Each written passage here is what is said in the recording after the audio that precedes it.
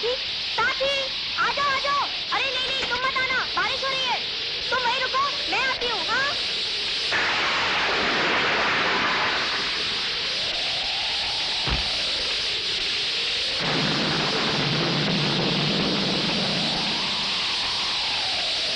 भैया, तुम तो बुरी तरह भीग गए। लो, अब हमें क्या देख रहे हो? छतरी खोलो, इसके अंदर आ जाओ। तो लो।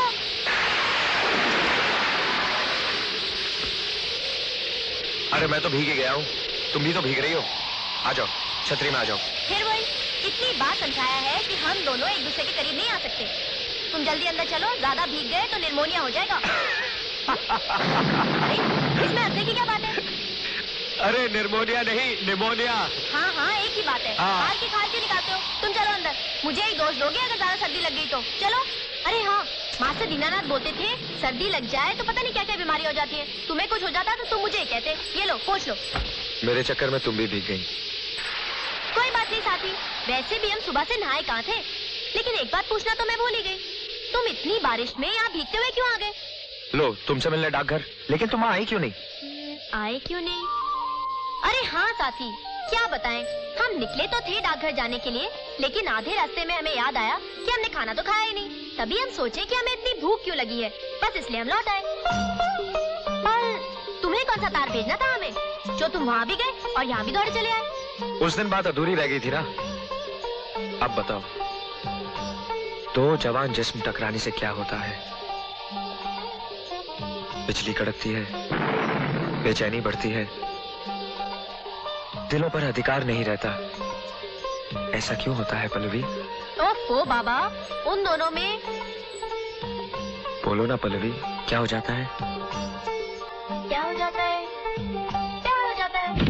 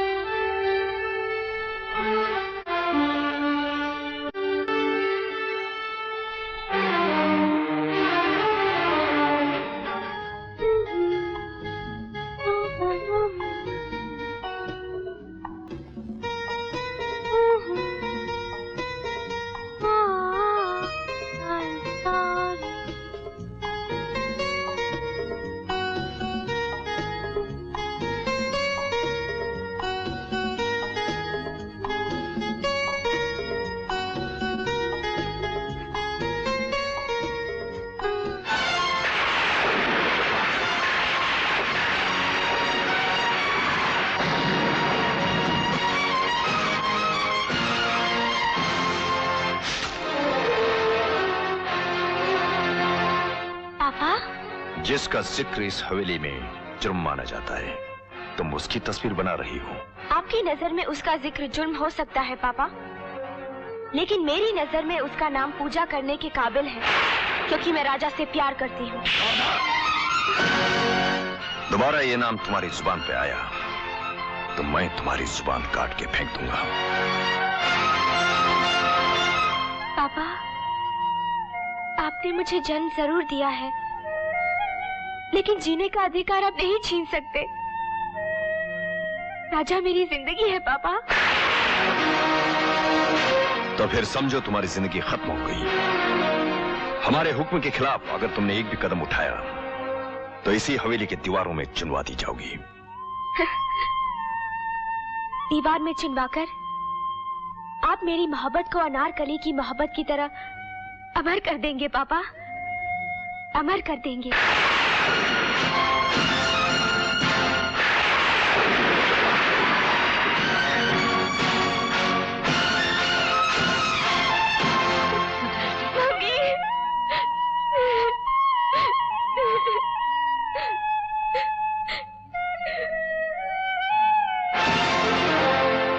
कोई तो रास्ता निकालिए। आखिर ये हमारे बच्चों की जिंदगियों का सवाल है, और शायद होनी भी यही चाहती है। तभी तो वो दोनों एक दूसरे के इतने करीब आ गए। अगर उन्हें इस दुश्मनी का पता होता तो वो कभी एक दूसरे के नजदीक नहीं आते। आप सूरजभान भाई से बात कीजिए, क्योंकि मेरा राणा जी से बात करना बेकार है। वो तो 25 साल पुराने जख्म को रेतते रहते हैं। मैं बड़ी आशा लेकर आई थी आपके पास। अगर आप कोशिश करें तो सब कुछ हो सकता है। आप ही रास्ता निकालिए।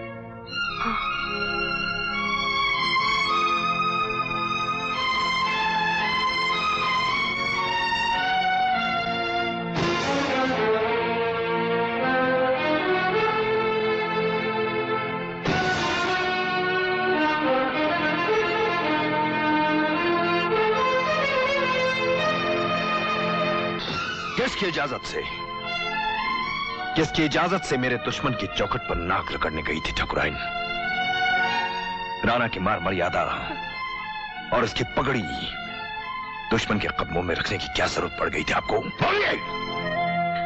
राणा साहब, सूरजभान सिंह की ड्योढ़ी पर एक ठाकुराइन नहीं बल्कि एक माँ अपने बेटे के आंसुओं में बहती हुई चली गई थी। उस बेटी की खुशियों के लिए जिसे पाने के लिए आपने खुद हर मंदिर, मस्जिद, गुरुद्वारा और गिरजाघरों में दुआएं मांगी थी। उस बेटी के लिए जिसके एक इशारे पर दुनिया की हर खुशी उसके कदमों में डाल देते हैं आप। हमारी मोहब्बत को हमें कमजोर बनाने के लिए इस्तेमाल मत कीजिए ठाकुराइन। जैसे हमने दुनिया भर की खुशियां दी है, हमारी एक जिद के लिए उसे अपनी ये खुशी कुर्बान करनी ही होगी। समझाइए अपने बेटी को, हमारे दुश्मन के बेटे के नाम की खुशबू तक अगर उसकी सांसों में आई तो वो उसकी आखिरी सांस होगी।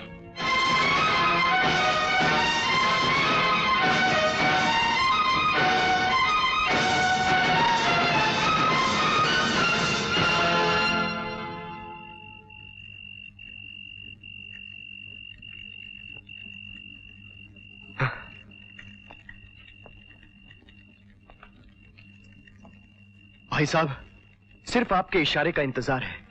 मैं सूरजभान के पूरे खानदान को जला के राख कर दूंगा। जलाकर राख कर देने से हमारा इंतकाम पूरा नहीं होता अवधेश। हम तो उस खानदान की राख को हवा में उड़ा देना चाहते हैं ताकि उस राख को गंगा जल भी नसीब न हो।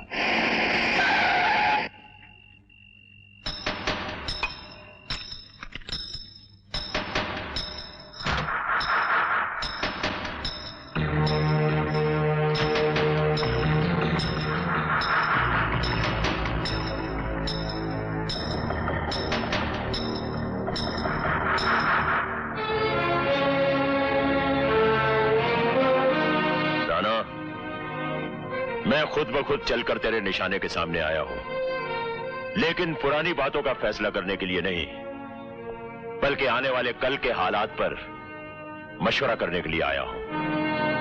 मैं अच्छी तरह से जानता हूं राणा कि पिछले 25 सालों से तुमने अपने जख्मों को हरा रखा है, भरने नहीं दिया।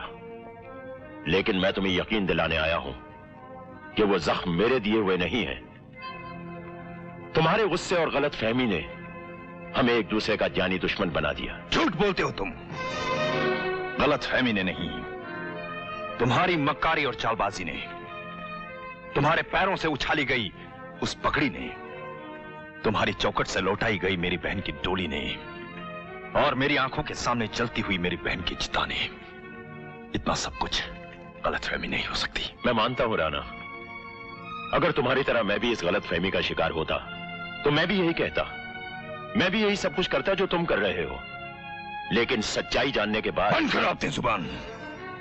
बार बार दोहराने से झूठ सच नहीं हो जाता, और जिद करने से 2 और 2 5 नहीं हो सकते। दुश्मनी का पेड़ आम का नहीं, कांटों वाले बबूल का होता है। काट डालो उसकी जड़ें, निकाल फेंको उसे। अगर तुम समझते हो कि सूरजभान ने तुम्हारी बहन की डोली वापस कर दी थी, तो वही सूरजभान आज तुम्हारी बेटी की डोली मांगने आया है। अपनी बेटी हमें दे दो। सूरजभान!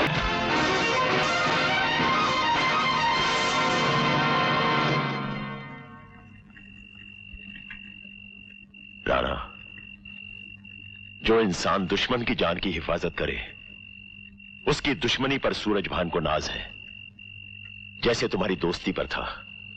तुमने मेरी जान बचाकर इंसानियत का सबूत दिया है, अब दुश्मनी भुलाकर अपनी महानता का सबूत भी दे दो राणा।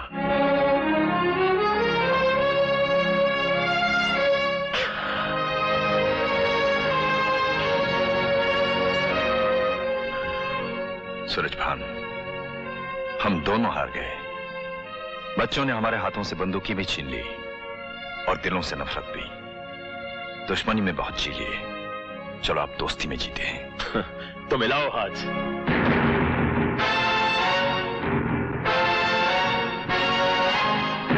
सूरज भान, कहीं 25 साल पुरानी कहानी फिर से दोहराओगे तो नहीं?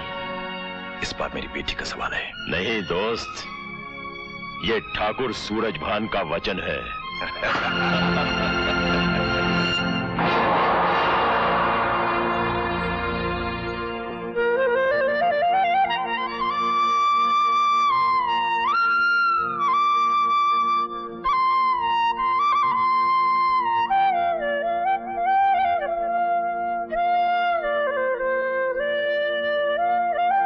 क्या मांगा भगवान से? पल्लवी को बहुत कुछ नहीं चाहिए था, बस साथी चाहिए था, सो मांग लिया। तुमने क्या मांगा साथी? मैंने तो 2 चीजें मांगी भगवान से। 2? जल्दी बताओ, क्या क्या मांगा? एक तो भगवान से मांगा कि वो मेरे साथी की प्रार्थना स्वीकार करे, और दूसरी चीज? अपने साथी का साथ निभाने की शक्ति। सच साथी, कहीं कुछ अनहोनी? कुछ नहीं होगा साथी, भगवान साक्षी है कि हमारा साथ जन्म जन्म का साथ है। हमारे रास्ते में आने वाला हर तूफान हमारे फैसलों से टकराकर वापस लौटने पर मजबूर हो जाएगा, और रास्ते में आने वाली हर चट्टान हमारे इरादों से टकराकर चूर चूर हो जाएगी।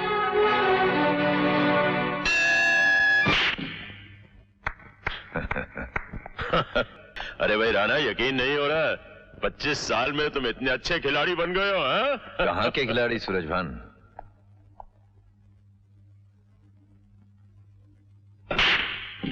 अरे लीजिए, आपकी बारी आ गई। तुमने तो मुझे खेलने लायक छोड़ा ही नहीं यार। वाह वाह वाह।